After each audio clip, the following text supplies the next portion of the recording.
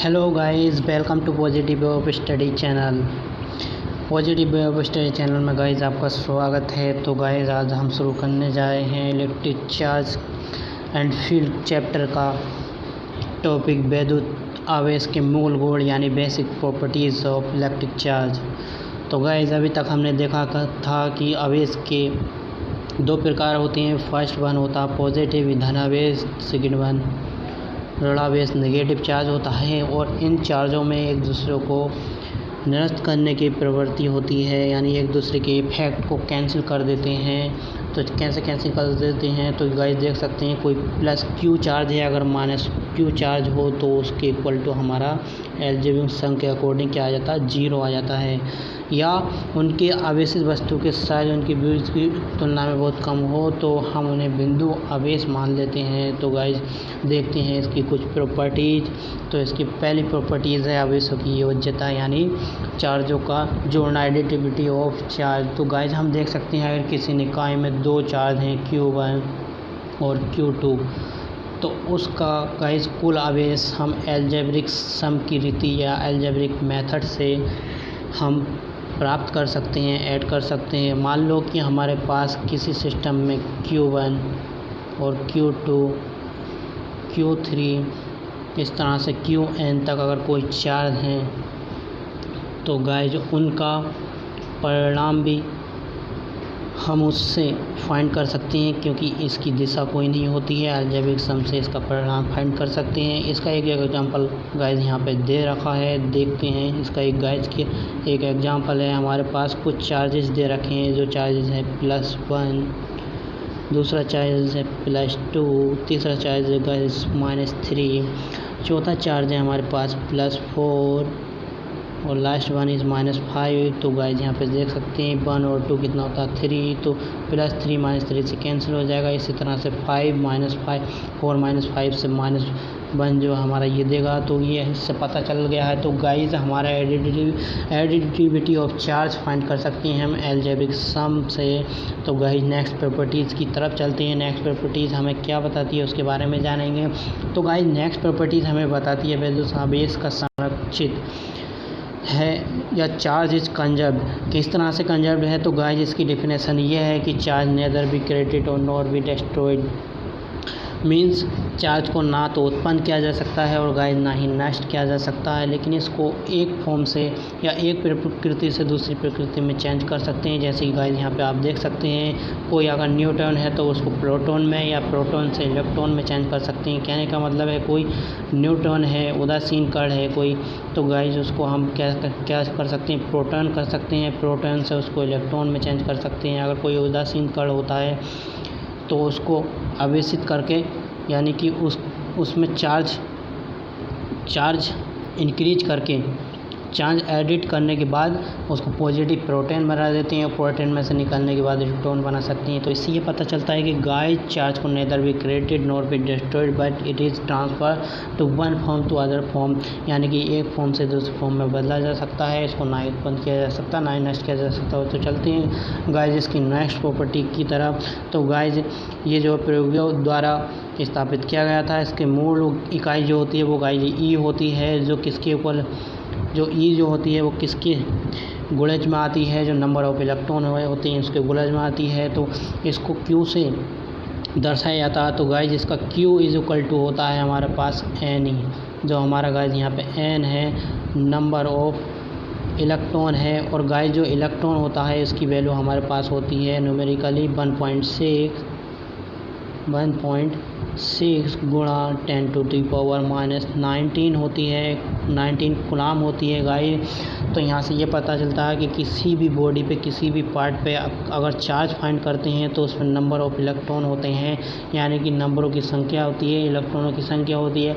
तो guys charge को इस तरह से प्रदर्शित करना, क्यू बराबर एन की फॉर्म में प्रदर्शित करना विद्युत आवेश का क्वांटमीकरण या क्वांटाइजेशन ऑफ चार्ज कहलाती है। तो गाइस चलते हैं हमारे अपने कूलम नियम की तरफ। तो गाइस हम जानेंगे कि कूलम नियम क्या होता है और ये कहाँ से उत्पन्न हुआ। तो इसका जो कूलम नियम होता है गाइस, वो किसी दो बिंदुओं पे उपस्थित चार्ज जैसे Q1 और Q2 हो तो वो जो उसकी डिस्टेंस होती है आर, उनके बीच की दूरी जो आर होती है उसके व्युत्क्रमानुपाती होता है वर्ग के, यानी आर स्क्वायर के व्युत्क्रमानुपाती होता है। और जो चार्ज होते हैं Q1 और Q2 उसके गुणनफल के इक्वल होता है। और यहाँ पे गाइज एक K होता है जिसको K कांस्टेंट बोलते हैं, और वो किसके इक्वल होता है, सब कुछ ये F के फोर्स के इक्वल होता है। तो गाइज यहाँ पे देख सकते हैं जो हमारी K की वैल्यू है, यहाँ पे जो हमारी K की वैल्यू है K = 1/4πε0 लिखते हैं। और जो गाइज हमारा जो वैल्यू निकल के आती है फोर्स की, तो ये कंप्लीट होके ये हो जाती है F = 1/4πε0 Q1 Q2/r²। तो ε0 जो है गाइज हमारी निर्वात की विद्युतशीलता है। ε0 को परावैद्युतांक भी कहते हैं गाइज। इसका ऐसा ही मात्रक हमारे पास होता है 8.85 इसकी वैल्यू होती है गाइज, 8.854 ×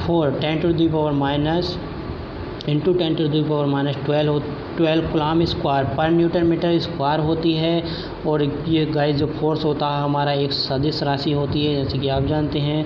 तो इसको संकेत में लिखना ज़रूरी होता है। तो इसके मान को अगर Q1 Q2 हमारे पास दो चार्जेज हैं और उन कौन सी दूरी पे हैं, R1 और R2 की दूरी पे हैं। तो गाइस जो Q2 के कारण Q1 पे फोर्स होता है, यानी कोई फोर्स गाइस अगर F1 पर है तो वो गाइस किसके कारण होता है, 2 के कारण होता है, यानी Q2 चार्ज के कारण होता है। तो हम किस तरह से शो कर सकते हैं, F12 से इसको शो कर सकते हैं। या गाइस हमारा अगर 1 के कारण अगर 2 पर हो तो 1 से शो कर सकते हैं। इसी तरह से ये दिखाया गया है, यहाँ पे देख सकते हैं। चार्ज 2 के कारण हमारा F12 पे Q1 पे जो चार्ज है, Q1 पे आरोपित जो बल है गाइज, यहाँ पे देख सकते हैं, डायग्राम में भी देख सकते हैं F12 है। और जो Q1 के कारण F2 पर है गाइज, तो वो हमारा चार्ज होता है F21 होता है। और गाइज जो हमारे रेडियस होती हैं, जैसे कि हम यहाँ पे देख सकते हैं, जैसे कि हमारी ये रेडियस है R21, तो इसको इस फॉर्म में लिख सकते हैं, क्योंकि ये डिफरेंस होता है दो डिस्टेंस के बीच का R2 - R1। गाइज अगर हमारा R2 1 है तो R2 पहले लिखते हैं, उसके बाद -R1 कर देते हैं। यदि गाइज हमारा R12 हो रेडियस डिस्टेंस, तो गाइज हम R1 पहले लिखते हैं और R2 बाद को लिखते हैं। ये गाइज इस तरह से इसको न्यूमेरिकल वैल्यू में लिखते हैं।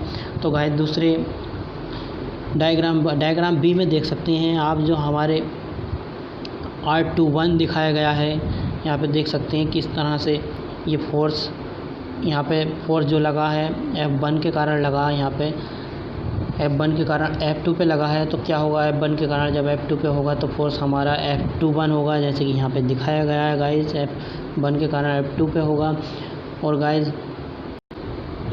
गाइज यहाँ पे देख सकते हैं जब Q1 Q2 से छोटा होता है तो जो हमारा फोर्स यानी रेडियस, जैसे कि पीछे बताया था कि R12 होगी।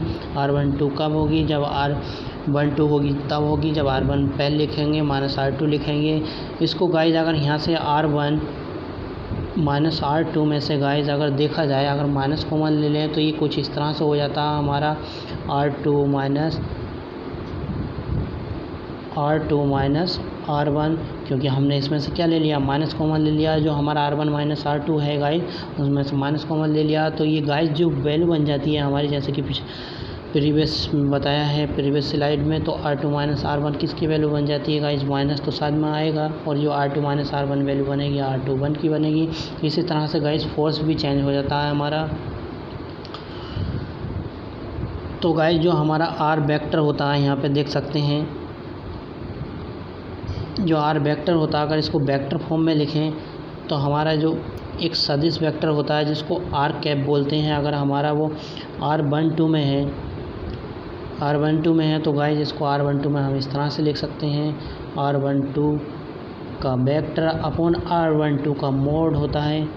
यानी ये हमारा R12 का वेक्टर होता है जो XI में होता है गाइज, IJ में होता है, IJ के वाला। और ये हमारा मोड होता है जो इसमें सिंपल वैल्यू हमें मापांक देता है, यानी मापांक भी बोलते हैं इसको। तो गाइज ये इस तरह से लिख सकते हैं।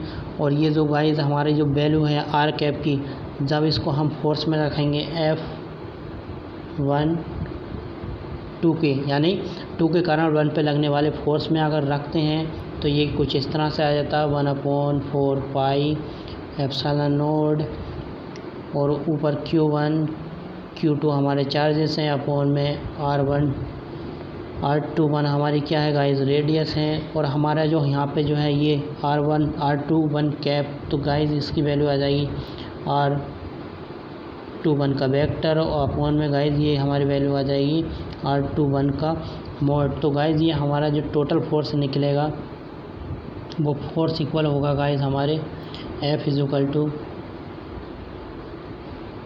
1/4 पाई एप्सिलॉन नोट Q1 और Q2 R1 वेक्टर के अपॉन में R21 जो वेक्टर है उसका क्या हो जाएगा, क्यूब हो जाएगा, क्योंकि एक हमारा स्क्वायर तो हमारा फोर्स में होता है R21 का, और R कैप जो है हमारा तो उसकी वैल्यू होती है R21 वेक्टर अपॉन R21। तो इसका R21 से R21 स्क्वायर का जब मल्टीप्लाई होगा तो गाइस ये वैल्यू हो जाएगी हमारी R21 का होल क्यूब हो जाएगा। तो गाइस यहाँ पे देख सकते हैं जो हमारा Q1 के कारण Q2 पे फोर्स होता है तो वो हमारा F21 होता है, और इसको हम इस तरह से लिख सकते हैं F121/4 pi epsilon note Q1 Q2 upon R12 का होल स्क्वायर R कैप होता है। इसको गाइस हम प्रीवियस स्लाइड में देख चुके हैं F12 को किस तरह से हम -F21 लिख देते हैं। तो गाइस आई होप आपको ये वीडियो समझ में आई होगी। अगर वीडियो अच्छी लगी है तो चैनल को सब्सक्राइब करें। लेटेस्ट वीडियो के लिए गाइस बेल आइकन को प्रेस करें।